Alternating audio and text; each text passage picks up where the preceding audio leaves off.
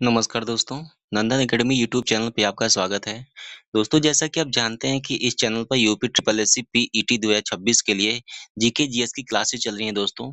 इसके पहले हमने इतिहास के सभी टॉपिक्स और स्टैटिक जीके के सभी टॉपिक हटा करके हमने प्लेलिस्ट बना दिया है, जहां से आप यूपी ट्रिपल एससी पीईटी 2026 के लिए इन दोनों सब्जेक्ट की प्रिपरेशन आप वहां से कर सकते हैं, जो मैंने प्लेलिस्ट बना करके दिया है। दोस्तों आज मैं संविधान, भारतीय संविधान के बहुत लिमिटेड टॉपिक हैं, जो मैं आशा करता हूँ कि 8-9 क्लास में खत्म हो जाएगा दोस्तों। आज मैं पहली क्लास स्टार्ट करता हूँ भारतीय संविधान की, ठीक है दोस्तों?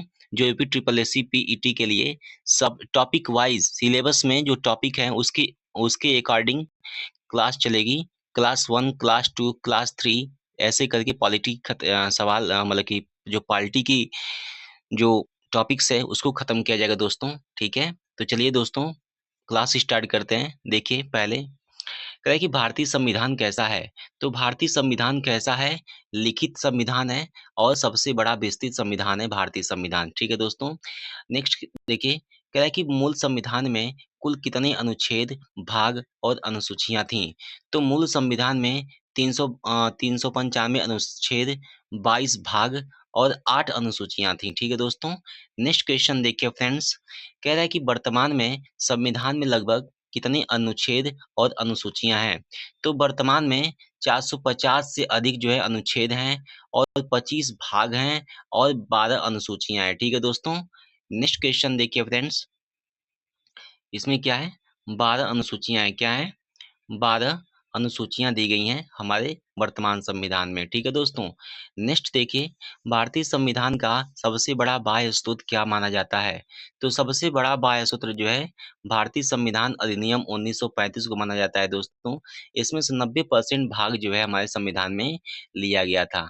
नेक्स्ट देखिए फ्रेंड्स, कहा है कि संविधान की प्रस्तावना का विचार किस देश से लिया गया है?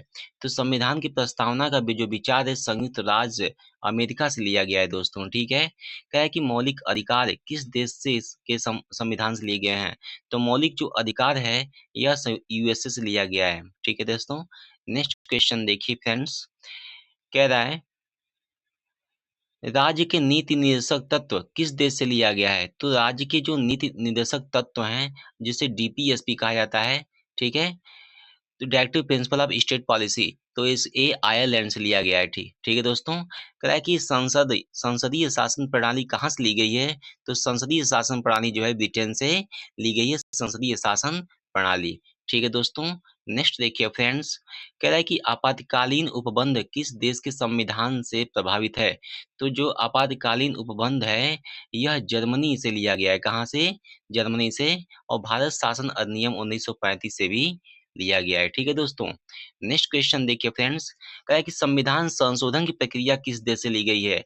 तो संविधान संशोधन की जो प्रक्रिया है यह दक्षिण अफ्रीका से ली गई है, कहाँ से ली गई है? दक्षिण अफ्रीका से ली गई है। नेक्स्ट क्वेश्चन देखिए फ्रेंड्स, समवर्ती सूची का प्रावधान किस देश से लिया गया है? तो समवर्ती सूची जो है हमारे ऑस्ट्रेलिया से लिया गया है, ठीक है दोस्तों?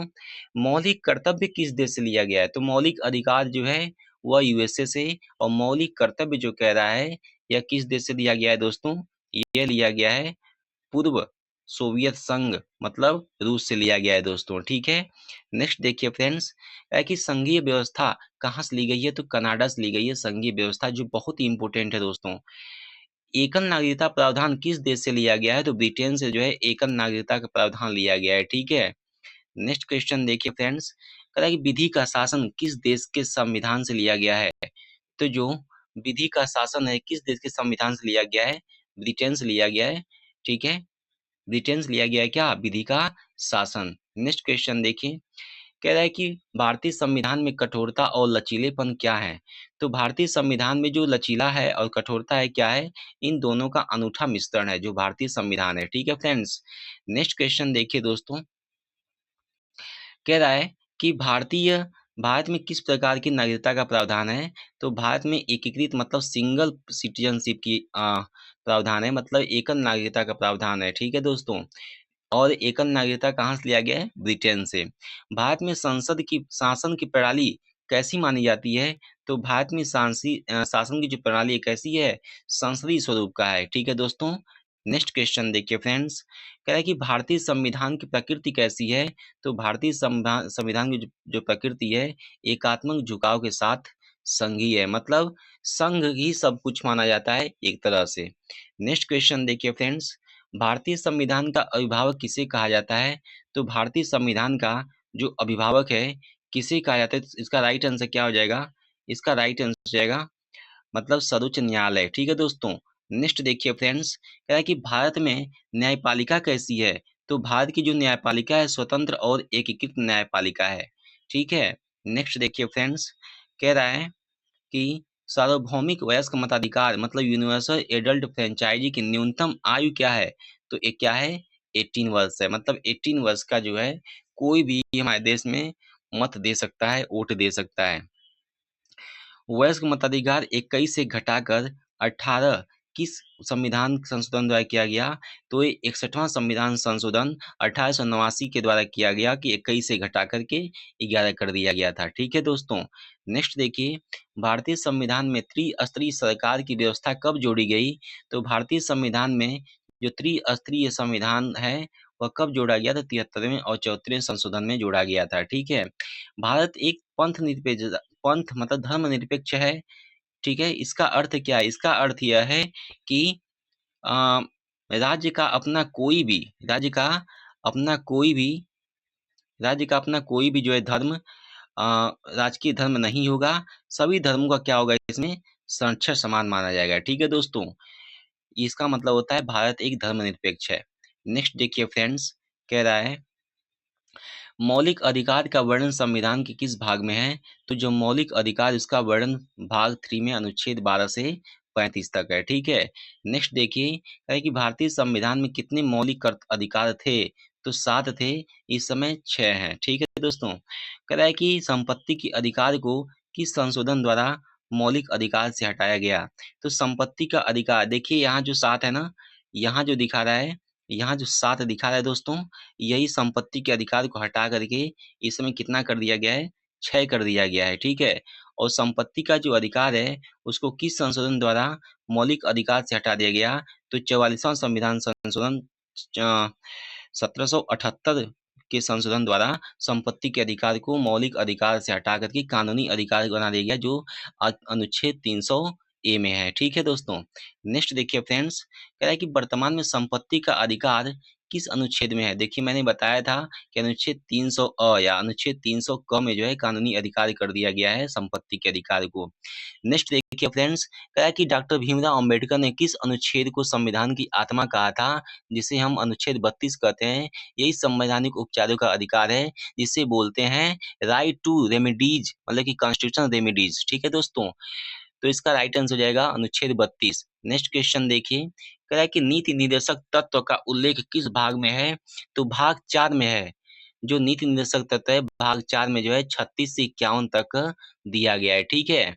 नेक्स्ट देखिए, कह रहा है कि नीति निर्देशक तत्व प्रकृति में कैसे होते हैं? तो अन्याय संगत और गैर न्यायवादी होते हैं जो नीति निर्देशक तत्व हैं। ठीक है। मौलिक कर्तव्य किस भाग में जोड़े गए हैं? तो जो मौलिक कर्तव्य है, वो भाग 4 ए में अनुच्छेद 51 ए में जोड़े गए हैं। ठीक है दोस्तों। नेक्स्ट क्वेश्चन देखिए फ्रेंड्स, कि मौलिक कर्तव्यों को किसकी सिफारिश पर जोड़ा गया था? तो मौलिक कर्तव्य को जो है स्वर्ण सिंह समिति की सिफारिश पर जोड़ा गया था। ठीक है। कह रहा है कि मूल रूप से संविधान में कितने मौलिक कर्तव्य हैं? तो 10 मौलिक कर्तव्य हैं जो हमारे मूल रूप से संविधान में है। वर्तमान में 11। तो मूल रूप में कितने थे? 10 थे। वर्तमान में कितने हैं? 11 हैं। ठीक है दोस्तों। नेक्स्ट देखिए, 11वां मौलिक कर्तव्य किस संशोधन द्वारा जोड़ा गया? तो जो 11वां मौलिक कर्तव्य है यह 86वां संविधान संशोधन द्वारा 2002 में जोड़ा गया था। ठीक है दोस्तों। नेक्स्ट क्वेश्चन देखिए फ्रेंड्स, प्रस्तावना में समाजवादी, पंथनिरपेक्ष और अखंडता शब्द कब जोड़े गए? तो प्रस्तावना में जो है समाजवादी, पंथनिरपेक्ष और अखंडता के शब्द कब जोड़े गए? 42वां संविधान संशोधन 1976 में जोड़े गए। ठीक है। भारतीय संविधान की प्रस्तावना की शुरुआत किस शब्द से होती है? तो भारतीय संविधान की जो प्रस्तावना है, हम भारत के लोग, इसी शब्द से शुरुआत होती है हमारी प्रस्तावना। ठीक है दोस्तों। नेक्स्ट क्वेश्चन देखिए फ्रेंड्स, भारत एक गणराज्य है, इसका क्या मतलब है? इसका मतलब है कि देश का प्रमुख राष्ट्रपति निर्वाचित होता है, वंशानुगत नहीं होता है कोई भी, ठीक है। तो यही भारत एक गणराज्य है, ठीक है। कह रहा है कि भारतीय राजनीति का मूल आधार क्या है? तो भारतीय राजनीति का जो मूल आधार है डेमोक्रेसी मतलब लोकतंत्र है। कह रहा है कि सरकार के संसदीय तंत्र में वास्तविक कार्यपालिका शक्ति किसमें निहित होती है? तो प्रधानमंत्री और मंत्री परिषद में, ठीक है। मतलब कि प्राइम मिनिस्टर और कैबिनेट में जो है कार्यपालिका की शक्ति निहित होती है। और आपको बता दें कि जो राष्ट्रपति होता है केवल नाम मात्र का होता है, लेकिन टोटल काम कौन करता है? पीएम करते हैं, ठीक है। नेक्स्ट क्वेश्चन देखिए, सरकार के संसदीय तंत्र में नाम मात्र की कार्यपालिका प्रमुख कौन होता है? देखिए मैंने अभी बताया जस्ट कि जो नाम मात्र होता है कौन होता है? राष्ट्रपति होते हैं, ठीक है। नेक्स्ट देखिए, कह रहा है कि लोकसभा का विघटन किसके द्वारा किया जा सकता है? तो राष्ट्रपति द्वारा किया जा सकता है, वो भी प्रधानमंत्री की सलाह पर, ठीक है दोस्तों। प्रधानमंत्री की सलाह पर जो है राज्यसभा का विघटन मतलब लोकसभा का विघटन किया जा सकता है, राज्यसभा का कभी विघटन नहीं किया जा सकता। मंत्रिपरिषद सामूहिक रूप से किसके प्रति उत्तरदायी होते हैं? तो इसका राइट आंसर हो जाएगा ऑप्शन मतलब कि लोकसभा के प्रति उत्तरदायी होते हैं, ठीक है। नेक्स्ट क्वेश्चन देखिए, कह रहा है कि संविधान में सहकारी समितियां संबंधित प्रावधान किस संशोधन से आए हैं? तो संविधान के सहकारी समितियां संबंधित जो प्रावधान है यह 97, ठीक है, 97वां संविधान संशोधन 2011 से आए हैं, ठीक है। कह रहा है कि भारतीय संविधान में कितनी भाषाओं को 8वीं अनुसूची में रखा गया है?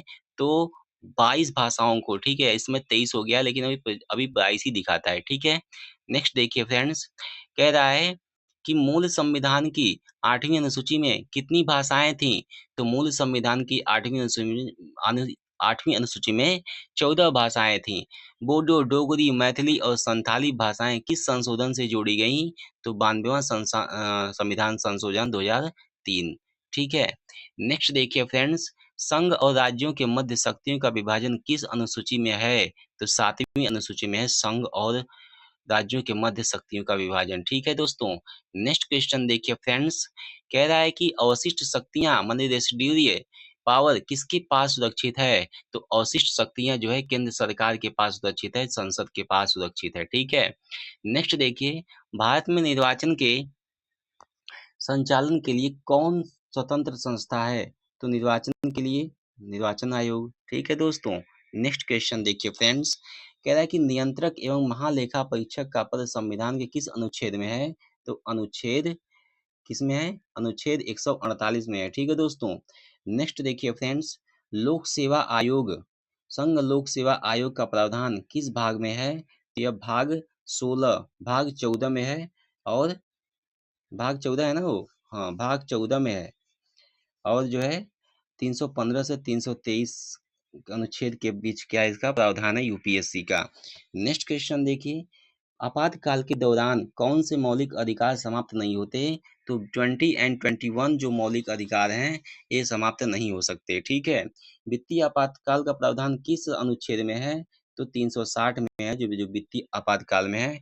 यही एक ऐसा आपातकाल है जो हमारे देश में कभी भी नहीं लगा, ठीक है दोस्तों। नेक्स्ट देखिए फ्रेंड्स, राष्ट्रीय आपातकाल का प्रावधान प्रावधान किस अनुच्छेद में है? तो राष्ट्रीय प्रावधान का प्रावधान है अनुच्छेद 352 में, किसमें है? अनुच्छेद 352 में, ठीक है दोस्तों। नेक्स्ट देखिए फ्रेंड्स, कह रहा है कि राष्ट्रपति शासन राज्यों में किस अनुच्छेद के तहत लगाता है? तो राष्ट्रपति शासन राज्यों में जो है अनुच्छेद 356 के तहत राष्ट्रपति शासन लगा सकता है, ठीक है दोस्तों। ये तीनों जो मतलब इमरजेंसी वाले हैं, बहुत ही इम्पोर्टेंट हैं। उसमें सबसे ज़्यादा महत्वपूर्ण जो है राष्ट्रपति शासन और आपातकाल है, ठीक है दोस्तों। नेक्स्ट देखिए फ्रेंड्स, कह रहा है कि संविधान संशोधन की शक्ति संसद को किस अनुच्छेद के अंतर्गत प्राप्त होती है? तो संविधान संशोधन की जो शक्ति है संसद को अनुच्छेद 368 के तहत प्राप्त होती है। संविधान संशोधन कब हो सकता है? जब 2/3 वोट जो है उनको मिला रहे, ठीक है दोस्तों। 2/3 वोट मिलेगा तभी वो संविधान में संशोधन कर सकते हैं, ठीक है। नेक्स्ट देखिए फ्रेंड्स, भारतीय संविधान के निर्माण में कितना समय लगा था? तो 2 वर्ष 11 महीने 18 दिन का समय लगा था, ठीक है दोस्तों। नेक्स्ट क्वेश्चन देखिए फ्रेंड्स, कह रहा है कि भारतीय संविधान को कब अंगीकृत किया गया था? तो भारतीय संविधान को कब अंगीकृत किया गया था? इसका राइट आंसर हो जाएगा 26 नवंबर 1949 को जो है 1949 को 26 नवंबर 1949 को भारतीय संविधान को एडॉप्टेड किया गया, मतलब अंगीकृत किया गया था। ठीक है दोस्तों। तो दोस्तों आपके संविधान के पहले टॉपिक्स के महत्वपूर्ण 60 क्वेश्चन है जो यूपी ट्रिपल एससी पीईटी के लिए बहुत ही महत्वपूर्ण है दोस्तों। इसके बाद मैं कल सेकंड टॉपिक्स के कम से कम 70 या 75 क्वेश्चन लेके आऊंगा जो आप लोग के लिए बहुत ही महत्वपूर्ण होंगे। उससे बाहर आपको जितने टॉपिक्स हैं दोस्तों और जितने मैं क्वेश्चन करा दूंगा उस क्वेश्चन से एक भी क्वेश्चन बाहर नहीं जाएगा। ठीक है दोस्तों। दोस्तों आशा करता हूँ कि आपको वीडियो अच्छी लगी होगी। अगर वीडियो अच्छी लगी होगी दोस्तों, क्लास अच्छा लगा होगा तो मेरे चैनल को सब्सक्राइब जरूर करें दोस्तों, बेल आइकन को ऑन करें ताकि नोटिफिकेशन आप तक सबसे पहले पहुंचे। दोस्तों आपसे एक मैं प्रॉमिस कर रहा हूं कि आपको इस पे मैं अभी इसके बाद जो है भूगोल का मैं टॉपिक लेके आऊंगा। ठीक है दोस्तों। और आशा करता हूं कि आप मेरे चैनल को जरूर सब्सक्राइब करेंगे दोस्तों। मैं कल नेक्स्ट टॉपिक के 75 क्वेश्चन लेके आऊंगा। ठीक है, धन्यवाद।